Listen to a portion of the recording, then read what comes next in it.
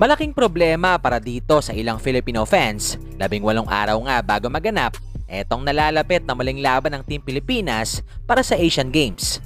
Yan ay matapos mong i-like ang video na ito, mag-subscribe sa ating channel at pakidamay na rin ang ating opisyal na Facebook page. Pero bago natin simulan, alam mo ba ngayon ay mas madali nang maglaro at manalo dito sa 1xBet?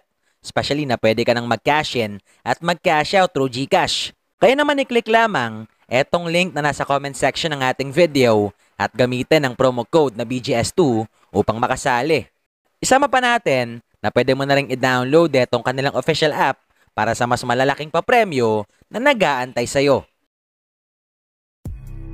Well, matapos nga itong disenteng mga numero na nabitawan ng isa sa most controversial player para sa Pilipinas dito sa ating naganap na run para sa ongoing na World Cup, kahapon nga mga bulero, September 6, opisyal nang lumabag sa Japan etong si Manong upang dyan maghanda para sa nalalapit na panibagong bilig season. Konnichiwa, Lakes Boosters. I'm here back again in Japan.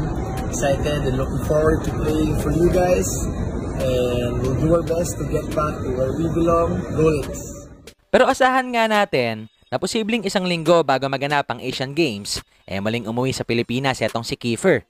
Especially na alam nating sa unang lineup na sinumita ng SBP para sa nasabing torneo, kabilang etong si Manong sa nasabing listahan. Pero bago magsimula yan, asahan din natin na matapos tong magaganap na pagbisita ng ilang bilig bowlers dito sa Pilipinas, possible na lumipad na rin etong Filipino pride na si Kai patungo sa Hiroshima. Especially na alam naman nating matapos tong kumalat na balita regarding sa pagkakatanggal ni Soto sa official roster ng Hiroshima, 2 days ago, malinaw na sinagot ng kanyang kampo na washerman na walang katotohanan ng nasabing balita. Isama pa natin na ngayong linggo lang din, maraming Pinoy fans ang nadismaya dito sa malaking pasabog na nilabas ng isang Filipino analyst matapos ng pag-step aside ni Chot bilang head coach ng ating pambansang koponan.